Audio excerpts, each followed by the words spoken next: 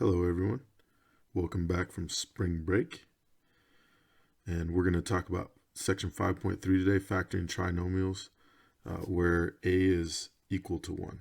Okay, these are called simple trinomials or sometimes simple quadratics, and the reason why they're called simple is because a is equal to 1. You'll see later on, we'll spend a couple days in 5.3, but when we get to 5.4 you'll see what's called complex quadratics, where you have a number that's bigger than 1. Okay, where a is greater than 1, I should say.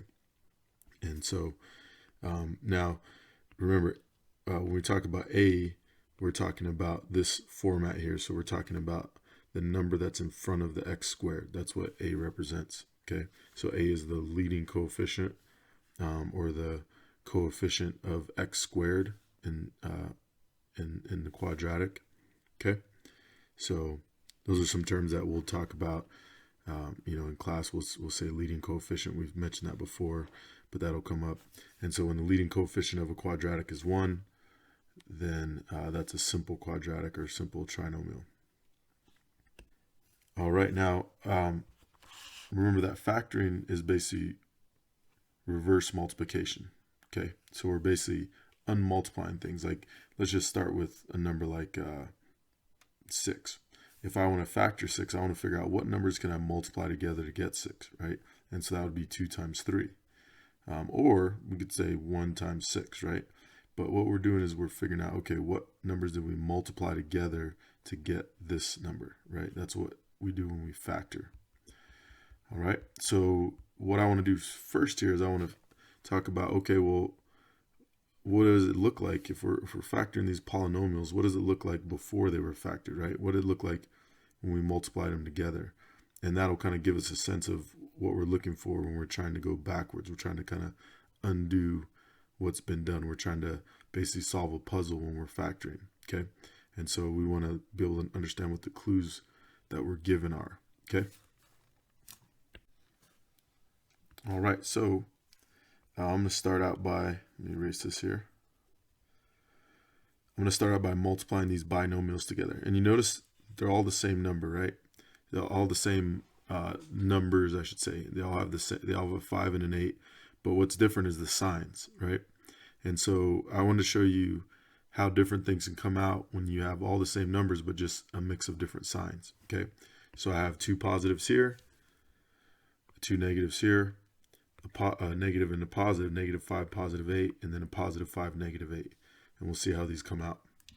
So I'm going to FOIL these really quick because y'all are experts on FOIL. So I'm going to distribute the x, multiply x by 8, 5 times x, and then 5 times 8, right? So first, outer, inner, last. So what I'll get is x squared plus 8x plus 5x plus 40, right? When I multiply all that together. Now, so if you need to pause and slow down just for a second, you can. But once again, I think we've done that many a time before, so I don't want to belabor that too much. And so now I combine like terms, right? So I add the 8x and the 5x together. And so what I get is x squared plus 13x plus 40. Okay?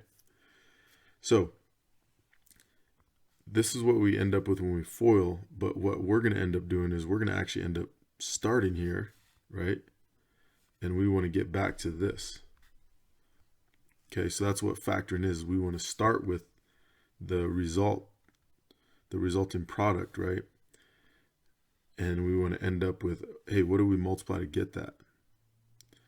So let's think about the clues that we have. Okay, what does this 40 tell us? Well, it tells us we had to multiply 2 things together, 5 and 8. That's how we got the 40, right? So we want 2 numbers we can multiply to get 40 to get this number and this number, right? Now it's also a positive 40. So that means when we multiply, in order to get a positive, we have to have the same sign. So here we have a positive times a positive. That gets us a positive 40, right? So that positive 40 tells us a lot. Now the 13, that kind of looks out of place, right? Like, there's no 13 here, right? It's harder to see the 13 sometimes, I think, or that middle term. But 5 plus 8 is 13, right? We added these numbers together to get 13, okay?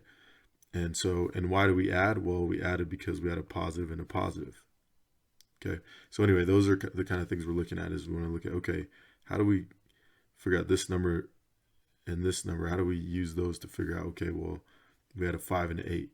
And the way we do it is we're looking for numbers we can multiply to get 40 that we can add to get 13, right? And that'll give us positive 5, positive 8. Let's try this next one. So we're going to distribute there. We get x squared minus 8x minus 5x plus 40, right? So here I get negatives, and negative 5 times negative 8, negative times a negative is positive 40, okay? So it's almost exactly the same as what we saw before, except for these signs are both negative, right? So when we combine like terms, we're still going to get 13x, but it's going to be negative 13x, okay? So once again, let's try to solve the puzzle, or unmultiply what we just did, right? Undo what we just did. How do we get from here to here? Well, the 40 tells us, hey, we needed two numbers to multiply together to get 40. And in order to get a positive, we need those signs to be the same, right? But this time we wanted to get a negative 13x when we add them together. So in order for that to happen, both the signs have to be negative, okay? So negative times a negative is a positive. And when we add a negative plus a negative, we get a negative, right? Okay. So basically, if this sign is positive here, that means that these signs will be the same. Okay, notice that. And if this sign is positive, that means we had to add these numbers up, right? Because when the signs are the same, we add and keep the same sign, right? So when this sign is positive, it tells you two things. It tells you that these numbers have the same sign, and it tells you you had to add those numbers up to get that middle number, okay? All right, so let's try these ones down here. Now here the signs are different, so let's see how that changes things. So I'm going to multiply x by x and get x squared. Oops, forgot to put the squared there. I'm going to multiply x by 8 and get 8x. Wrong color. Negative 5 times x, negative 5x. And negative 5 times 8 is negative 40.